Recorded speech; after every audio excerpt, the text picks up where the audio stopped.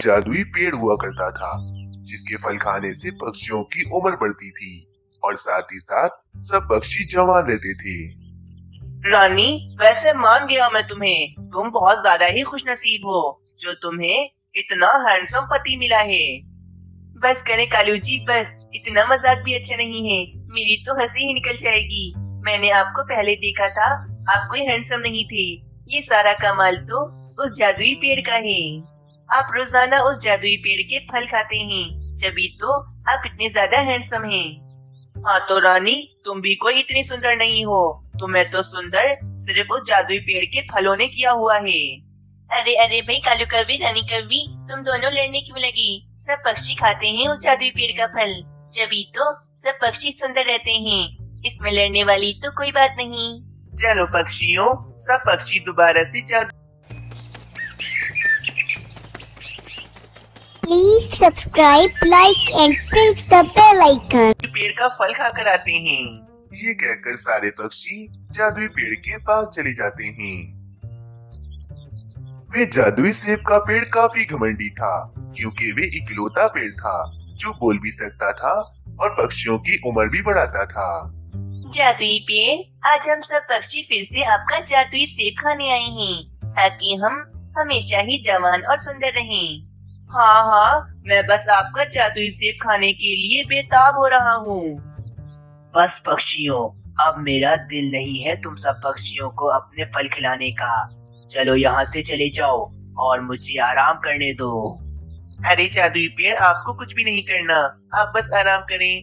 बस हम सब पक्षी खुद ही एक एक फल तोड़कर खा लेंगे।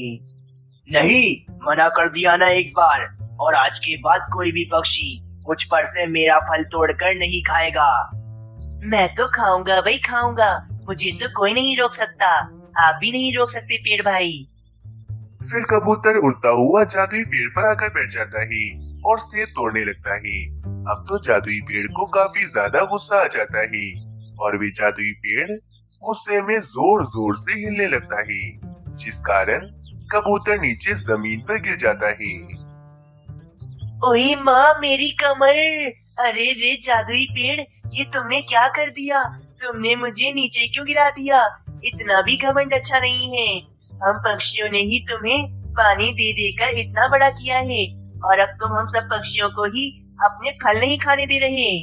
ये अच्छी बात नहीं है। देखना, तुम्हें इसकी सजा जरूर मिलेगी।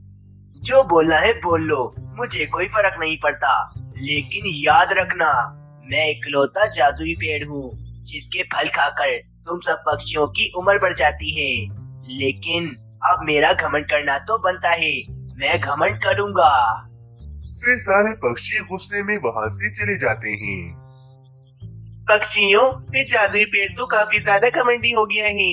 अब तो वे हमें फल तोड़ने ही नहीं देता। अब क्या होगा? वे जादुई फल तोड़कर हम बीमार पक्षियों को खिलाते थे, जिससे पक्षी बिल्कुल ठीक हो जाते थे। लेकिन अब क्या होगा? हाँ तोते, इस बात का दुख तो मुझे भी बहुत ज्यादा है, लेकिन हम सब पक्षियों को उस जादुई पेड़ को नाराज नहीं करना चाहिए था, क्योंकि वे जादुई पेड़ का फल ही बीमार पक्षियों को ठीक करता है। हाँ हाँ मीनू चिड़िया, तुम ठीक कह रही हो। हमें उस जादुई पेड़ से माफी मांग लेनी चाहिए, जभी जाकर वे पेड़ हमें दोबारा से अपने फल खाने देगा। फिर सब पक्षी दोबारा से उस जादुई पेड़ के पास जाते हैं। मुझे माफ कर दो जादुई पेड़, अब मैं बिना पूछे आपका फल कभी भी नहीं तोड़ूंगा। आप कहेंगे तो तोड़ूंगा, आप नहीं कहेंगे तो नहीं तोड़ूंगा। बस आप हमें माफ कर दें। अब से हम सब पक्षी आपकी सारी बातें मानेंगे। ठीक है पक्षियों, जैसा मैं कहूँगा वैसा करोगे तुम सब पक्षी। अगर मेरी बात नहीं मानी तो मैं बीमार पक्षियों के लिए सेब तोड़ने नहीं दूंगा तुम सब पक्षियों को। कुछ दिनों तक सब कुछ ठीक चल रहा होता है। जादुई पेड़ सब पक्षियों को अपने फल खाने दे रहा होता है। ये पक्षी तो मुझे सिर्फ पानी ही देते थे और बदले में मैं इन्हें जादुई फल दे रहा हूँ, जिससे ये कभी बूढ़े नहीं होंगे और इनकी सेहत भी काफी अच्छी रहेगी। ये पक्षी तो मुझसे बहुत ज्यादा फायदा उठा रहे हैं। मुझे अब इन पक्षियों को अपने फल नहीं देने चाहिए, वरना इस तरह तो ये पक्षी मुझसे फायदा उठाते ही रहेंगे। बस अब से मैंने सोच लिया है, मैं अपना एक भी जादुई फल पक्षियों को खाने नहीं दूंगा। अगले दिन तोते का बेटा बहुत ज्यादा बीमार हो जाता है। उल्लू वैजी तोते से कहते हैं, तोते जाओ जल्दी से वे जादुई सेब तोड़ कर ले आओ, तभी तुम्हारे बेटे की तबीयत ठीक होगी, वरना ये मर भी सकता है। चलो चलो तोते, जल्दी से जादुई पेड़ के पास चलते हैं और जादुई फल तोड़ कर लाते हैं। फिर मीनू चिड़िया और तोता जादुई पेड़ के पास चले जाते हैं। जादुई पेड़ भाई, बस जल्दी से हमें एक जादुई सेब तोड़ने दें। तोते का बेटा बहुत ज्यादा बीमार हो गया है, हमें जल्द से जल्द उसे जादुई सेब खिलाना पड़ेगा। अगर हमने उसे आपका जादुई फल नहीं खिलाया तो भी मर भी सकता है। चलो भाई तोते, जल्दी से सेब तोड़ो। नहीं चिड़िया, अभी मेरा फल नहीं तोड़ो, अभी मेरे आराम का समय है, बाद में आना, मुझे अभी आराम करने दो। जादुई पेड़, आप हमारी बात को समझें, नन्हे तोते की जान खतरे में है, हमें फौरन ही जादुई सेब नन्हे तोते को खिलाना पड़ेगा। हाँ जादुई पेड़, हमने कहाँ मना किया है, आप आराम करें, बस हम तो आपका एक फल तोड़कर यहाँ से चले जाएंगे।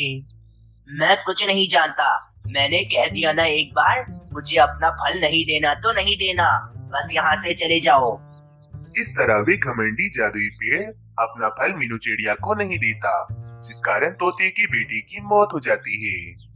अरे रे, मेरा बेटा उस घमंडी पेड़ की वजह से मर गया है, अब मैं उसे कभी माफ नहीं करूँगा।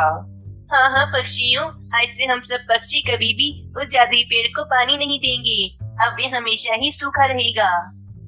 एक हफ्ता गुजर जाता है, ना तो कोई पक्षी जादुई पेड़ के पास आता और न ही जादुई पेड़ को पानी देता। अरे अरे चिड़िया, मेरी मदद करो, मेरी मदद करो, मुझे पानी पिला दो, बहुत प्यास लगी है मुझे।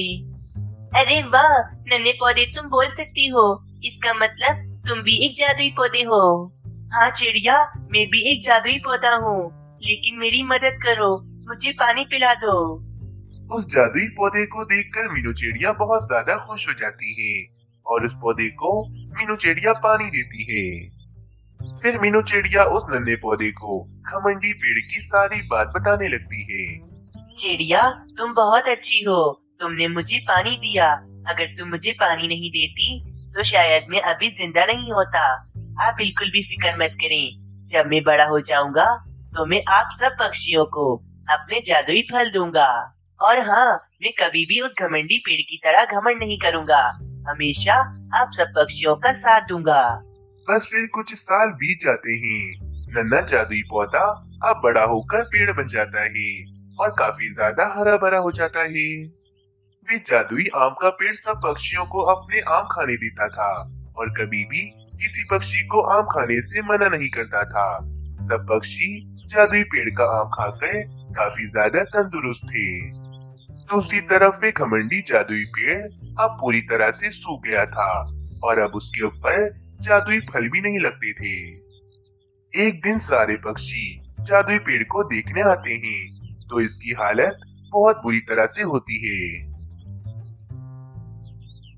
हाय रे पक्षियों, जरा इस जादुई पेड़ की हालत तो देखो, कितनी बुरी हो गई है, पूरी तरह से सूख गया है ये पेड़। मीनू चिड़िया, सजा मिली है इस जादुई पेड़ को इसके घमंड की। मैं तो कहता हूँ इसके साथ जो हुआ बिल्कुल ठीक हुआ। पक्षियों, मुझे माफ कर दो, मैंने हमेशा से ही अपने इकलौते जादुई पेड़ होने का घमंड किया, और तो और उस बेचारे नन्हे तोते को भी अपना सेब नहीं दिया, जिस कारण वे मर गया। जादुई पेड़, आखिर क्या मिला तुम्हें इतना घमंड करके? जरा देखो अपनी हालत, अपने फलों पर तुम्हें कितना घमंड था और आज तुम अपने घमंड की वजह से अपने फल खो बैठे हो। मुझे माफ कर दो पक्षियों, मैं जान गया हूँ कि हम पेड़ तुम पक्षियों के बिना नहीं रह सकते हैं, मुझे माफ कर दो पक्षियों। पेड़ भाई, हम सब पक्षियों ने आपको माफ किया और अब आप देखिएगा, हम सब पक्षी दोबारा से मिलकर आपको बिल्कुल ठीक कर देंगे, आपको एकदम हरा भरा कर देंगे। बस इस तरह उस जादुई घमंडी पेड़ को अपने घमंड की सजा मिल जाती है और वे घमंडी पेड़ सब पक्षियों से माफी भी मांग लेता है। जंगल में एक लकड़ी का झूला था, जिस पर जंगल के नन्हे पक्षी बारी बारी झूला झूला करते थे। मम्मा देखो, ये राजू कौवा कब से झूला झूल रहा है, अब मेरी बारी है, मुझे भी झूला झूलना है। अरे मानो चिड़े कोई बात नहीं, राजू कौवा थोड़ी देर बाद झूला झूलकर तुम्हें झूलने के लिए दे देगा। अरे नहीं नहीं मीनू चिड़िया, मानो चिड़ा ठीक कह रहा है। राजू कौवे चलो बस अब ये झूला तुम मानो चिड़े को दे दो, तुम कब से झूल रहे हो। फिर राजू कौवा झूले से उतर जाता है और मानव चिड़ा झूला झूलने लगता है और ऐसे ही सभी नन्हे पक्षी झूले के मजे लेने लगते हैं। एक रात तोता भोजन ढूंढकर अपने घर वापस जा रहा होता है। बड़ी ही भूख लग रही है, जल्दी से घर पहुंचकर मैं तोती के हाथ का स्वादिष्ट सा खाना खाऊंगा। तोता वापस अपने घर जा रहा होता है कि इसकी नजर सामने झूले पर पड़ती है। झूला जोर जोर से हिल रहा होता है, मानो जैसे इस झूले में कोई झूला झूल रहा हो।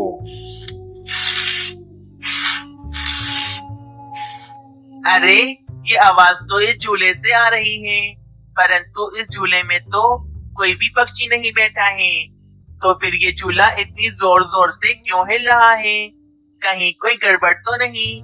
मुझे फौरन सभी पक्षियों को जमा करना होगा।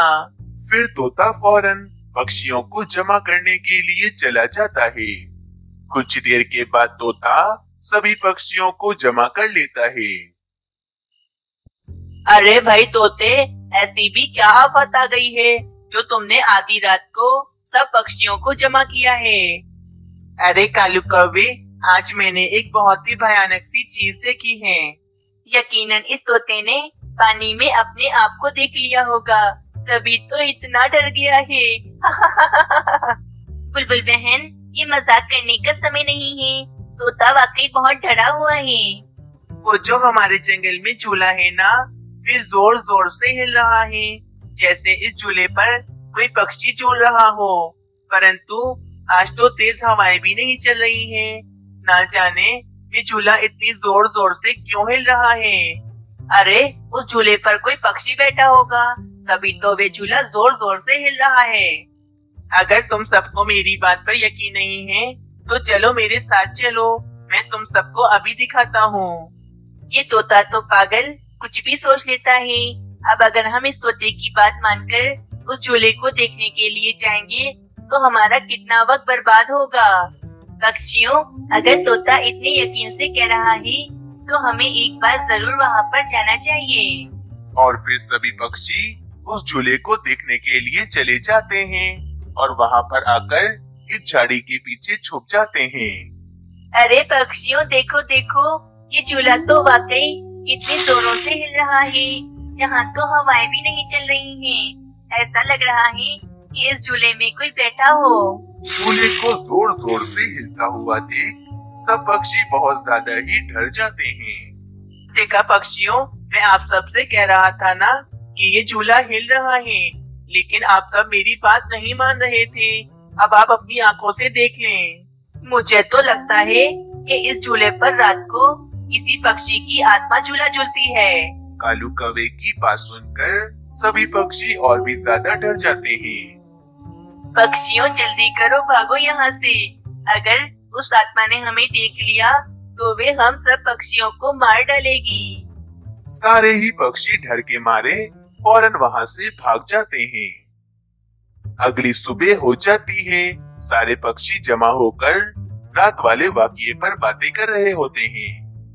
अरे मीनू चिड़िया, देखो देखो, अभी कितनी हवा चल रही है, परंतु ये झूला तो अभी कितना हल्का हल्का हिल रहा है। और रात को तो ये झूला कितनी जोर जोर से हिल रहा था और हवाएं भी नहीं चल रही थी। यकीनन रात को इस झूले में कोई आत्मा ही बैठी होगी। पक्षियों, ये इसका हल नहीं है। अगर ये झूला होगा तो यकीनन कोई ना कोई पक्षी तो इस झूले पर जरूर बैठेगा। हमें इस झूले का कुछ ना कुछ तो करना ही पड़ेगा। पक्षियों, अगर हम इस झूले की रस्सियों को काटकर इस झूले को यहाँ से हटा दें, तो ना रहेगा बांस और ना बजेगी बांसुरी। नहीं नहीं कालू कौवे, हम ऐसा नहीं कर सकते हैं। अगर हमने ये झूला काट दिया, तो वे आत्मा बहुत ज्यादा क्रोधित हो जाएगी और वे हम सब पक्षियों को कोई नुकसान भी पहुंचा सकती है। नहीं नहीं मीनू चिड़िया, कालू कौवे का उपाय बहुत अच्छा है। हम इस झूले को काट ही देते हैं, इससे हमारी सारी परेशानियां दूर हो जाएंगी। कुछ देर के बाद वे पक्षी उस झूले की रस्सियां काट देते हैं और वे झूला अब पूरी तरह से टूट जाता है। चलो, अब ये झूला कोई नहीं झूल सकेगा, न ही कोई पक्षी और न ही कोई आत्मा। रात हो जाती है। एक जादुई चिड़िया और इसका बेटा इस झूले के पास आते हैं। हाय रे, ये झूला किसने काट दिया और अब तो ये झूला झूल भी नहीं सकता है। मम्मा मम्मा, ये मेरे झूले को किसने काट दिया?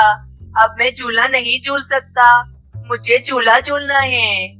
ये कहकर उस जादुई चिड़िया का बच्चा रोने लगता है। जंगल के दुष्ट पक्षियों ने इस झूले को काटकर मेरे बच्चे की खुशियाँ छीन ली हैं। अब मैं कभी भी उन पक्षियों को खुश रहने नहीं दूंगी, उनकी भी सारी खुशियाँ मैं छीन लूंगी। फिर वे जादुई चिड़िया जोर जोर से पक्षियों को आवाज देकर बुलाने लगती है। पक्षियों, जल्दी यहाँ पर आओ, वरना मुझसे बुरा कोई नहीं होगा। सारे पक्षी जल्दी से आ जाओ यहाँ पर। जादुई चिड़िया की आवाज सुनकर सारे पक्षी ही उस जादुई चिड़िया के पास आ जाते हैं। मैं जादुई चिड़िया हूँ। मैं और मेरा बच्चा रोजाना रात को ये झूला झूलने आते थे। ना जाने किस दुष्ट पक्षी ने इस झूले को काट दिया है। मैं अब तुम सब पक्षियों को नहीं छोड़ूंगी। तुम सब पक्षियों ने मेरे बच्चे की खुशियाँ छीनी हैं। अब मैं तुम सब पक्षियों को कभी खुश नहीं रहने दूंगी। मैं तुम सब पक्षियों को अब भोजन खाने नहीं दूंगी। फलों के दरख्त से मैं सारे फल गायब कर दूंगी। अनाज के खेत से मैं सारे अनाज गायब कर दूंगी। अब तुम सब पक्षी भूखे मरोगे। अब तुम सब पक्षी अपने दिन गिनते रहो। अब मैं तुम्हारे जंगल में तबाही ले आऊंगी। ये कहकर वे जादुई चिड़िया अपने बच्चे को लेकर वहाँ से गायब हो जाती है। देखा पक्षियों, मैंने आप सबको मना किया था कि इस झूले को मत काटो। अब हमें भोजन नहीं मिलेगा। अगली सुबह हो जाती है। पूरे जंगल में मानो जैसे सूखे का मौसम आ गया था। फलों के दरख्त से सारे फल गायब हो गए थे और खेतों से सारा अनाज गायब हो गया था। हाय रे मीनू चिड़िया, ये क्या हो गया है? हमारे जंगल में तो जैसे सूखे का मौसम आ गया है। अब हम भोजन कैसे खाएंगे? उस जादुई चिड़िया ने हमें कितनी बड़ी सजा दे दी है। कालू कौवे, वे कोई आत्मा नहीं बल्कि अच्छी जादुई चिड़िया थी, जिसे हमने परेशान करके उसे गुस्सा दिला दिया है। अब इस समस्या का समाधान सिर्फ और सिर्फ उल्लू बाबा निकाल सकते हैं। चलो, हम उल्लू बाबा के पास चलते हैं। फिर मीनू चिड़िया और कालू कौवा उल्लू बाबा के पास पहाड़ों की तरफ चले जाते हैं। फिर मीनू चिड़िया उल्लू बाबा के पास आती है और उल्लू बाबा को सारी समस्या बताती है। उल्लू बाबा, हमें उस जादुई चिड़िया के शराब से बचा लें। हम सब पक्षी बहुत परेशान आ गए हैं। हमारे जंगल में जैसे मानो सूखे का मौसम आ गया है। पक्षियों, तुम सबने उस जादुई चिड़िया के साथ बहुत ज्यादा ही गलत किया है, परंतु एक उपाय है मेरे पास।